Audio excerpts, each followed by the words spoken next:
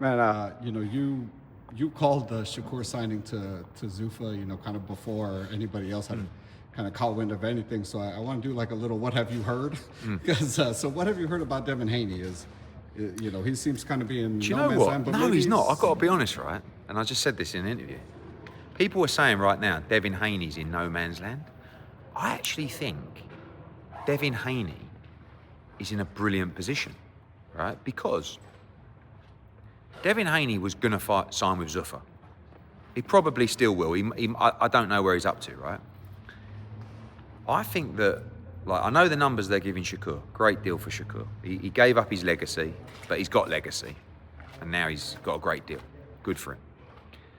They really need him to fight Devin Haney, because when you're paying someone that much money, who are you going to put him in with? And the narrative that they bleed into fighters is so bizarre. Like, you got Shakur up there going, the great thing about this deal is it's the best v the best, and I can fight whoever I want.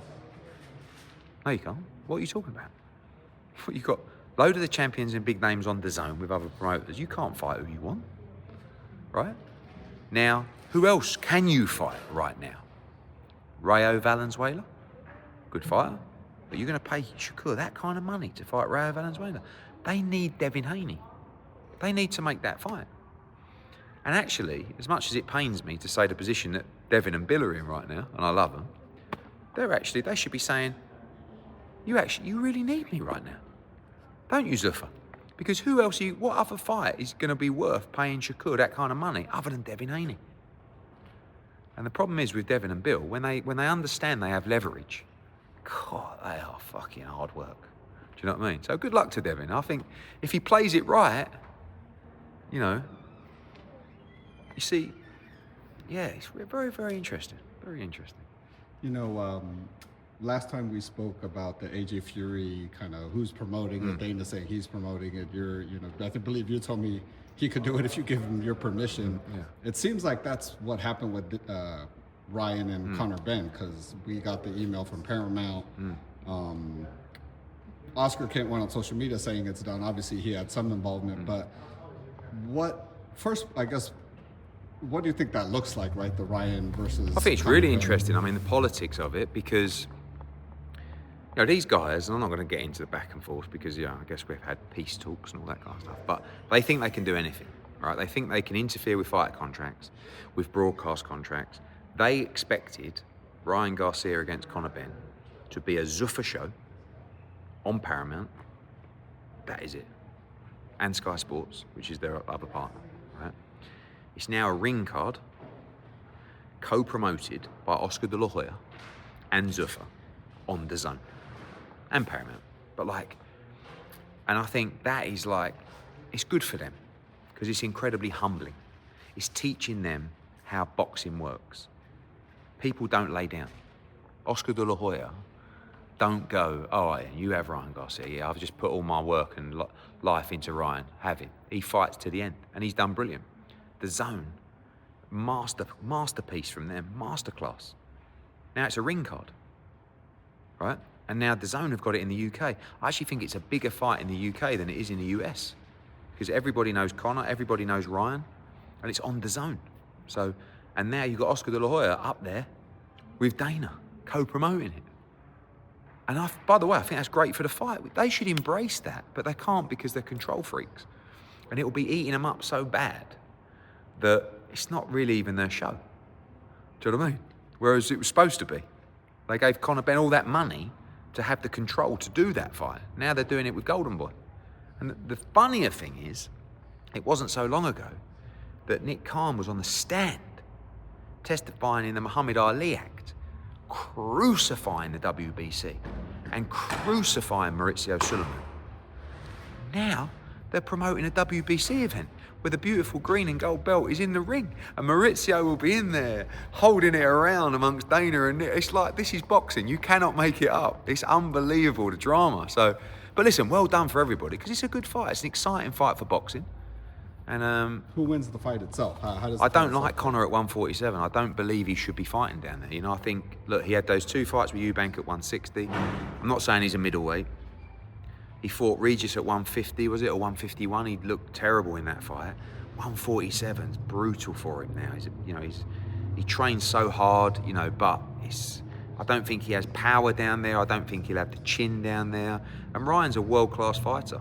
I know he's had his defeats and sometimes he's had his off nights, but he's very sharp and he's a big puncher. But it'll be fun because Conor's got big balls. He'll have a right go. And, just can't wait to see Oscar De La Hoya at the press conference. I think we all can't wait for that one. Just going back to the AJ Fury, obviously they're both fighting next weekend. The rumor is we're going to get a date and kind of all this stuff, whatever the details are. What could you tell us about given they both win next? We're waiting. Like, no one knows where the fight's going to take place. All we know is what's in the contract, which clearly states it must be in the UK. But as we had the meeting, with Frank Warren and Spencer Brown and Turki Al-Sheikh, if they want to hold the fight somewhere else, we're not going to not discuss it. But the contract's got to change. And then, next Saturday, Friday and Saturday, Tyson Fury fights, Anthony Joshua fights. Really, after that fight, we should be saying the date is November the X at X. But we won't be in a position to do that if it's not in the UK because it's going to take time to work out what we're going to do. So, look, I just want the fight to happen. Of course, I want it in the UK. It's the biggest fight in the history of our country.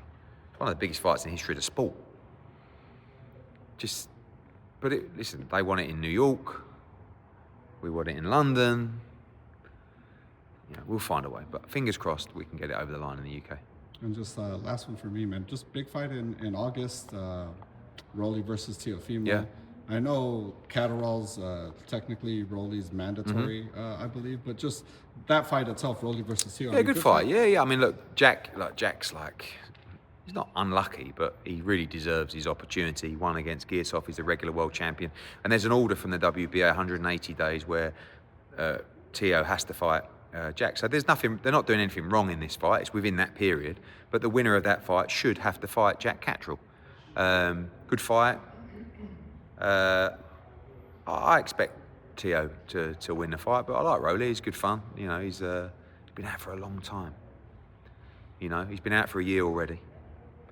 And it's it's very difficult to come back and fight a fighter like Teo, having been out of the ring for so long. So, yeah, good fight. I talked to Bozy earlier, and he said Virgil's on the back burner. That they want champions, either Fundora, hopefully December. He said Josh Kelly obviously fights in a week or something next like week, that. Yeah. Is Virgil just kind of, I guess, on the back burner as far as you're concerned as well? I mean, not really, but you've got to really show us the motivation to fight Virgil, right? Now, the motivation is it's a great fight for American boxing, one of the best fights in the sport. But, just if you can just think with a balanced head for a minute and say, we were taking the smaller end of the deal to fight Virgil before. Boots signed for it. And the reason that he was doing that is because he knew he would beat him and he would become a star, right? He wasn't happy about it, but he agreed to do it. He signed. Virgil never signed. Now, I know Virgil wanted the fight, but obviously had his mess, whatever. We had a gift from God, and we got the Xander Zayas fight. Thank you, Xander, for being a great champion and top rank. Thank you for making a great fight. And that night, on June 27th, changed everything in the division.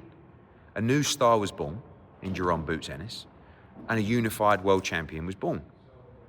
Now you've got Rick Meridian coming back to me saying, well, we've already done a deal. We had the deal in place. We had the structure in place. What the fuck? Are you mad? Right? So what I'm saying is, Boots would fight Virgil Ortiz in a heartbeat, but you have to incentivize him to take that fight rather than doing what he should be doing as a champion and collecting the other belts and becoming undisputed. Now, it's always on me, right? So it's come on, Eddie, make the fight. It's well, what about you make us an offer? You want the fight so bad. We spent a year chasing that fight, calling, begging, throwing numbers, crunching numbers. Now you want the fight so bad, send me an email, make me an offer, right?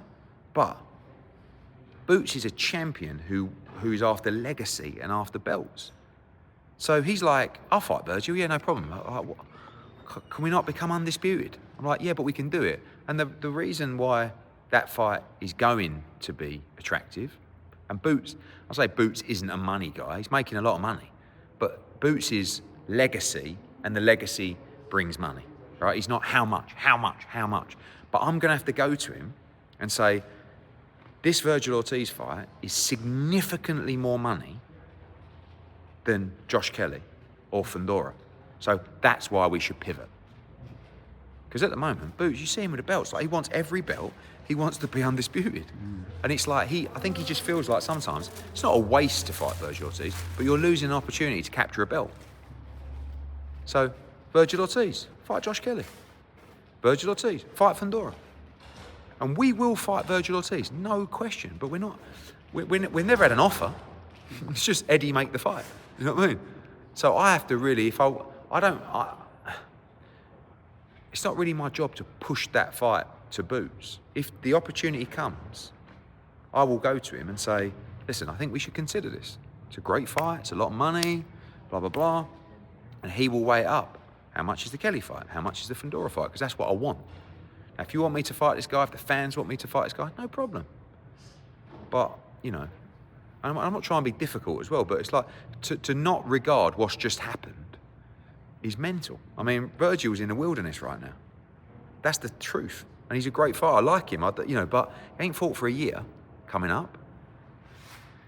Like, Boots is red hot. Every time I open up my social media, boom, Boots is everywhere. Everybody's talking about it. Man, we got a good one this weekend with Diego Pacheco, Aleem. Aleem put up a great fight against Lester Martinez, who got a draw against the champion, right, and Chris and Billy. Just what do you expect to see out of Diego Pacheco? I think there's a lot of pressure on this fight. Diego made a really mature decision after the Sadjo fight, which was a great fight. And by the way, people aren't fighting Sadjo. That was a tough guy to face. Mm-hmm.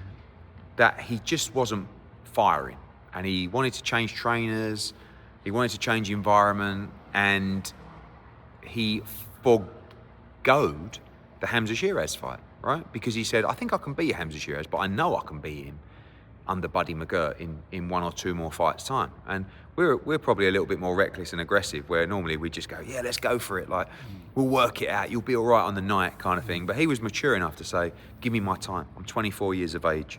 He's 25-0. He's 6'4", Mexican-American, South Central LA. Like, he's got the potential and the ability to become a star of the sport. So, but then you kind of, he's not reversing. He's just treading water. So now you're under like the pressure. You've got to really go out there and show that you made the right decision. Plus, it's your first fight with Buddy. That's sometimes difficult. It's very unusual to work with a new trainer and just come out and change fighter overnight. So I like the fight. I think it's a very dangerous fight. I think Aleem seems right up for it. They really believe they can win this fight. There's a lot of pressure. And I think it'll be a good fight. That was kind of where I was thinking it was going, right? The Hamza Shiraz, obviously Lester Martinez, is a former title challenger. Who do you see as maybe the next name guy that we? Well, I mean, the one that we really wanted was Jaime Munguia, right? And I spoke to Fernando Beltran many times about that fight. I think it's a huge fight for Los Angeles. He went on, done brilliant, and won the world title. So now we'd kind of be challenging for the belt, which is sometimes a little bit more difficult to work out a deal, but. I don't think Diego's going to struggle to get a shot, whether that's against Hamza, whether that's against Munguia, whether that's even against Canelo Alvarez. Because you look at Canelo, if he beats him Billy, and Diego's coming through looking good, he'll be 26, 27-0 from Los Angeles, Mexican American. Like he's a good contender for a Canelo Alvarez fight. So, yeah, I think Saturday's going to tell us a lot, and there's quite a lot of pressure and expectation on Diego. Just quickly, let's the FIFA England's out. Man. Oh, I was after Mexico lost. Do you know the worst thing is? Do you know the worst thing is? I was on a plane. Oh. It was so painful because I'm trying to get it. They didn't have Starlink. They just had normal Wi-Fi. I couldn't get it up on my phone. So I'm like watching live updates. I'm in a group chat with my mates, and we're funny, England, right? It's like we're only a small country, but the expectation is that we should be automatically winning the World Cup. Do you know what I mean? Yeah. Like for us to make the semis, I think it's an unbelievable achievement. But there's a big uproar at the moment that we were ahead in the game, and then we just started playing so defensively. We brought people back and we allowed them just to have us under siege. I guess it's easier said than done to just switch it up and go, okay, run the pressure. Let's be more attacking. Right. I don't know enough about soccer, but right, you know what I mean. But I think we've done remarkably well. And at the end of the day, everyone tried their best. So that's all you can ever ask for. Yeah, no, 100%, man.